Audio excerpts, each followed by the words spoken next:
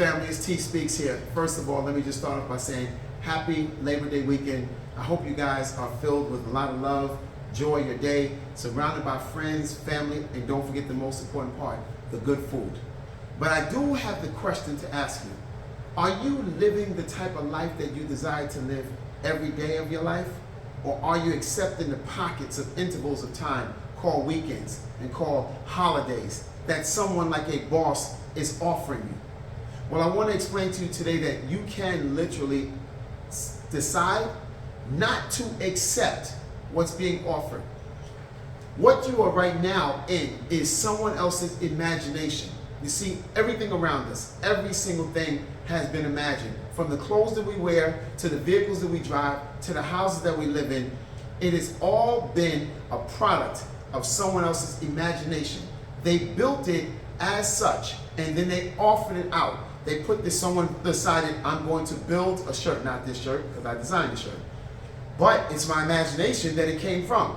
So someone decided they would build a home. And then they decided, I'm going to put all these pieces together and then I'm going to offer it. I know I can make a great big home for my gift. I can make one that has the right staircases and all of this, and I'm going to offer it. Someone else is going to see the value in having housing and having this big luxury backyard, and they're going to purchase it from me. They're going to exchange their money for something more valuable, which is the house. And there you have it, a transaction in the spiritual that's brought into the literal. So we are right now products living in different imaginations. My question to you is, have you imagined what your life would be if you did not follow, if you will, a set rules?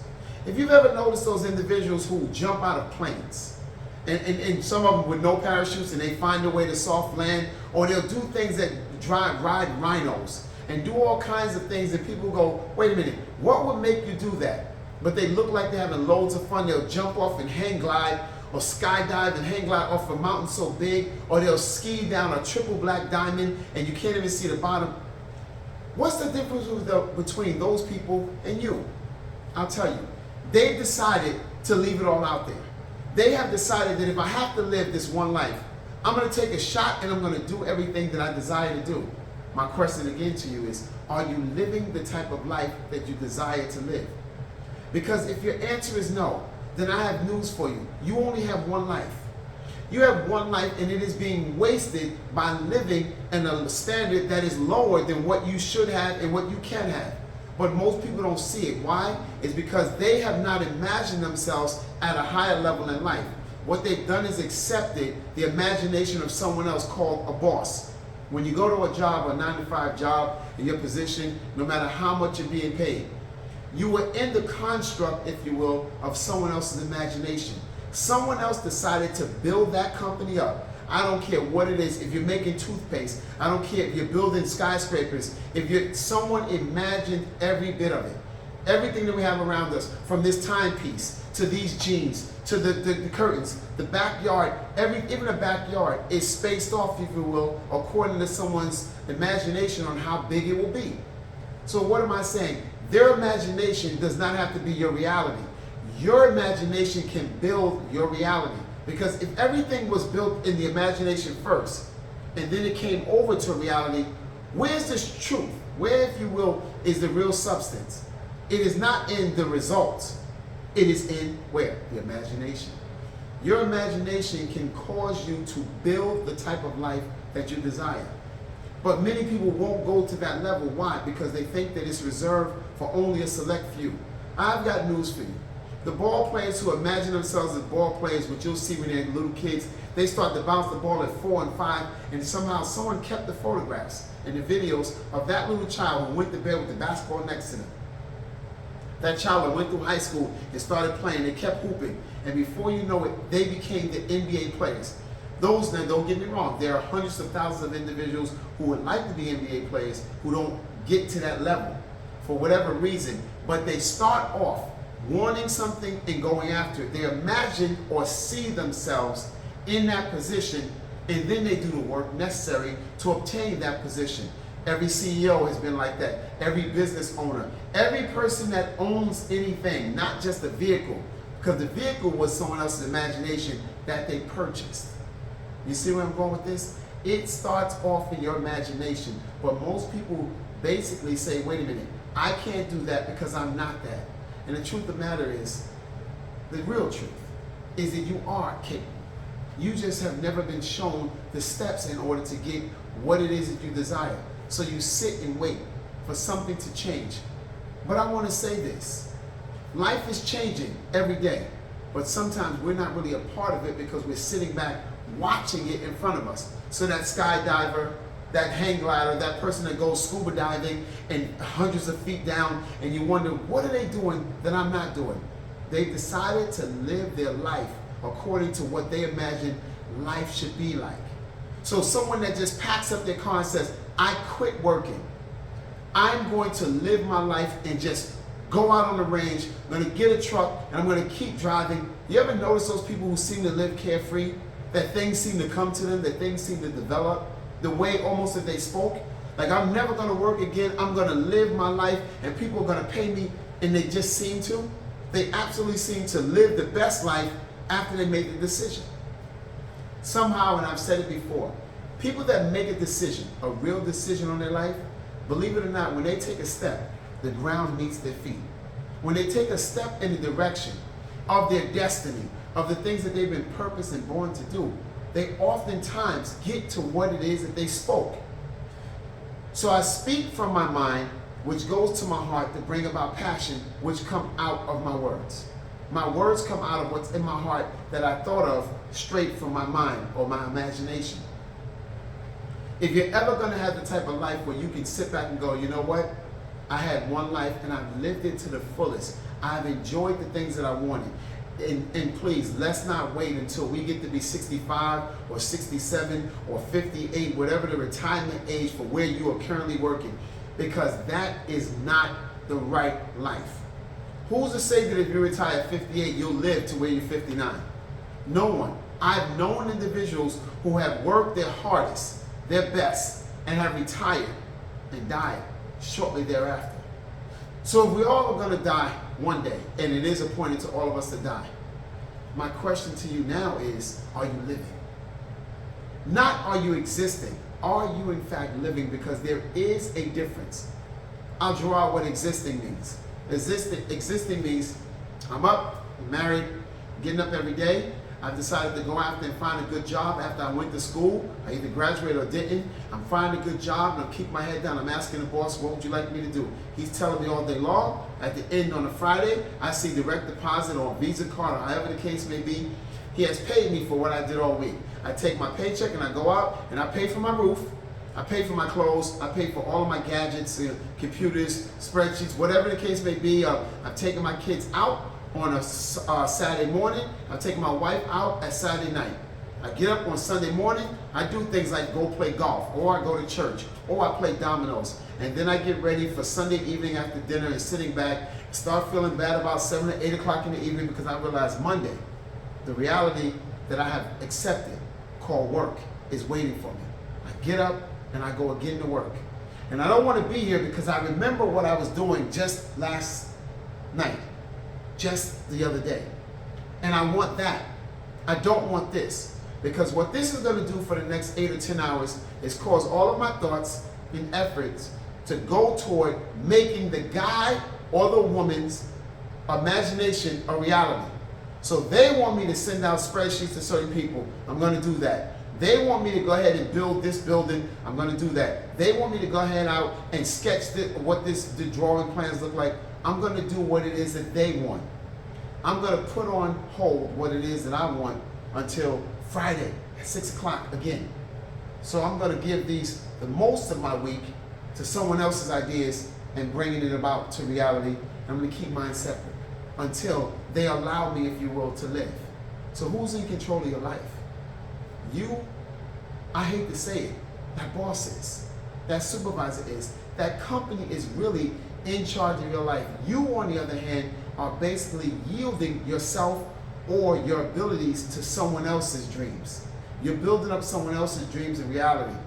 And trust me, that is no fun. I've had the same experience when I used to sit in my office and I would look down at the corner office in my investment advisory firm and I would see the CEO who just seemed to be having a more wonderful life And in the middle of the afternoon, about 12 o'clock, you would hear some commotion. I walked out my office, and everyone would be saying, okay, have a good one, take care. He was leaving because he loved the Mets, and he was going to the Mets baseball game.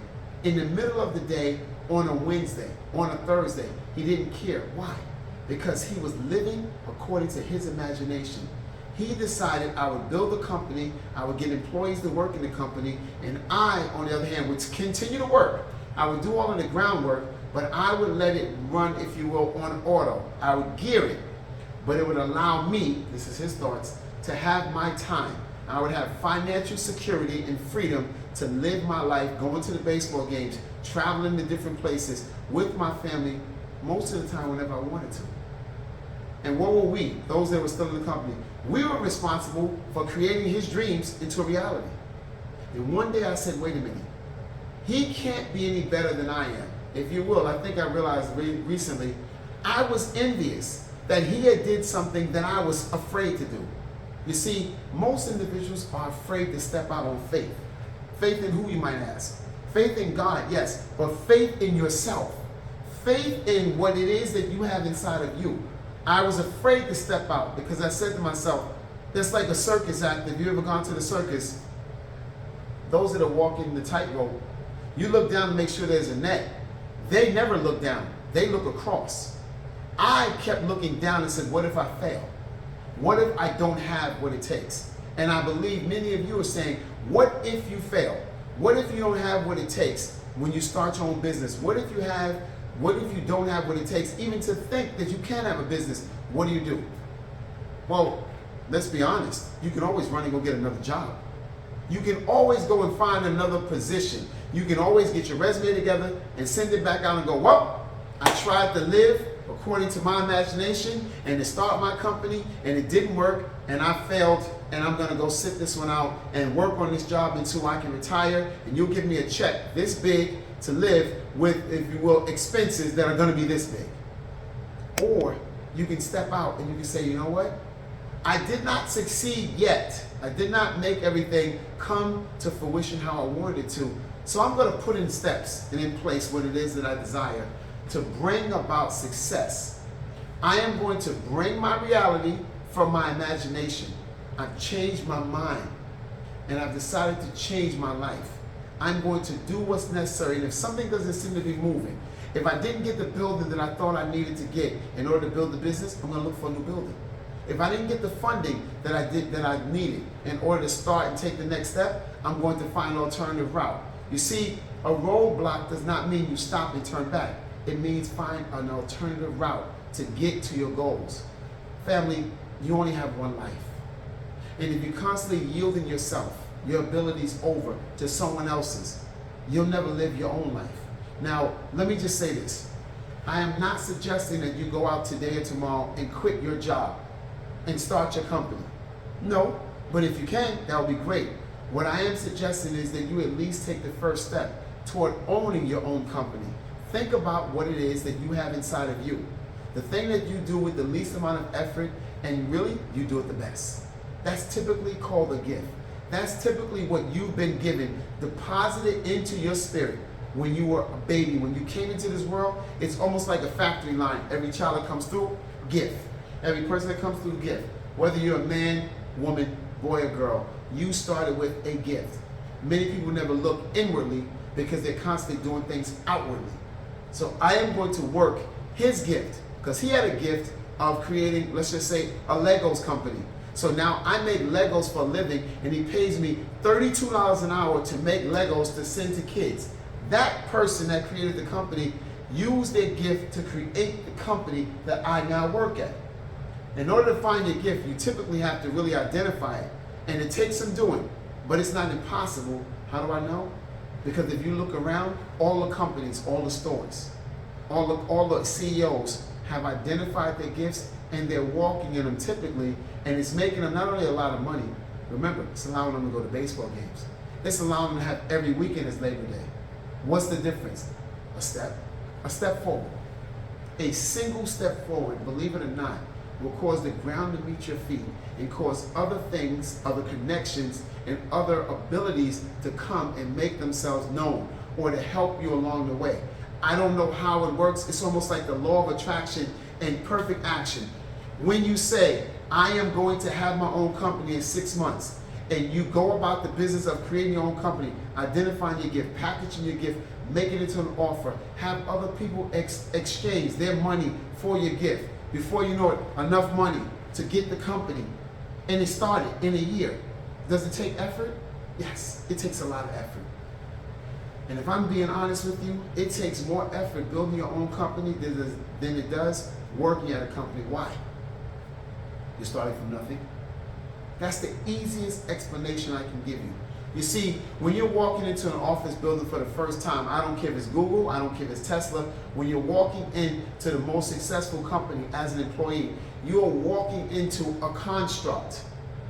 You're walking into something that has already been built from the ground up.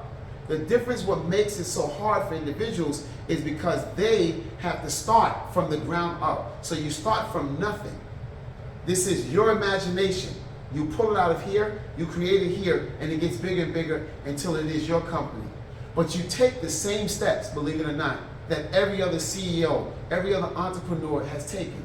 The difference is, it is yours. You don't walk in someone else's, someone else will therefore walk and be blessed by yours.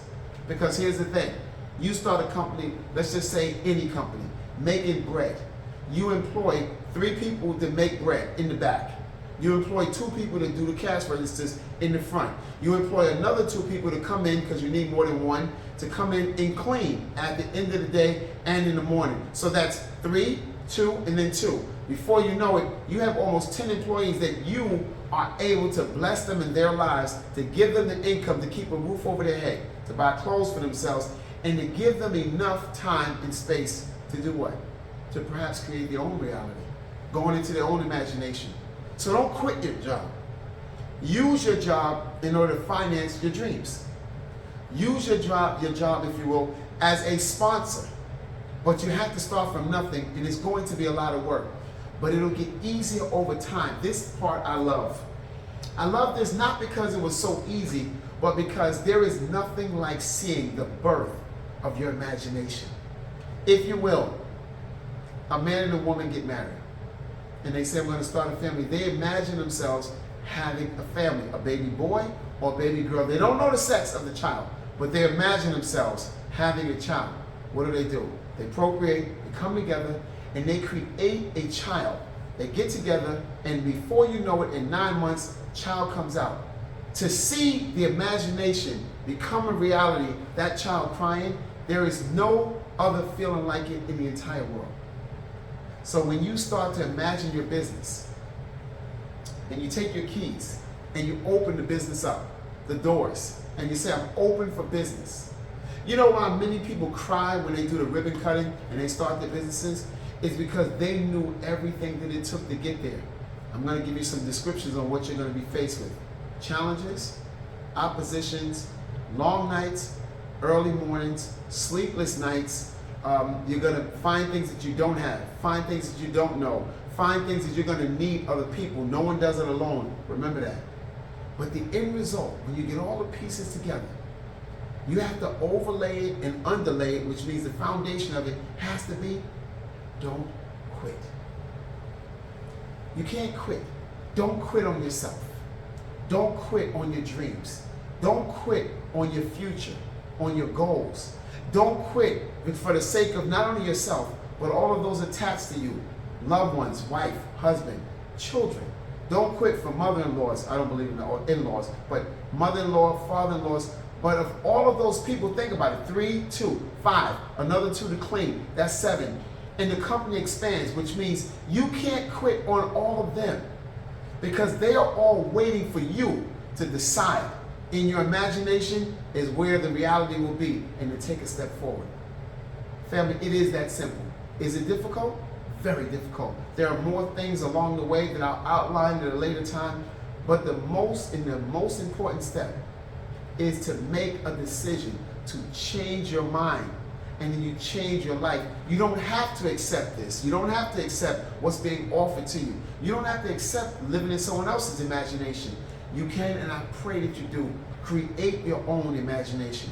How do I create it? Glad you asked. we do a challenge. September 19th, we have a challenge coming up. It is called the Change Your Life Challenge because it is designed to change your life. You identify your gift, you package it up, we teach you how to make it into an offer, how to scale it, how to literally get up on different platforms and say, you know what, I have this. Pretty soon, before you know it, you have your own business, whatever it is that's in you. Remember, uniquely, you have a gift that no one else can do just like you. Once you start to build that into an offer, that will make room for you. And it will take you before great men as a great man, great woman, if you will. And you will be the business owner and have the financial freedom to live your life how you want to. Go to a baseball game, take a flight halfway across the world, go to your kids' recitals.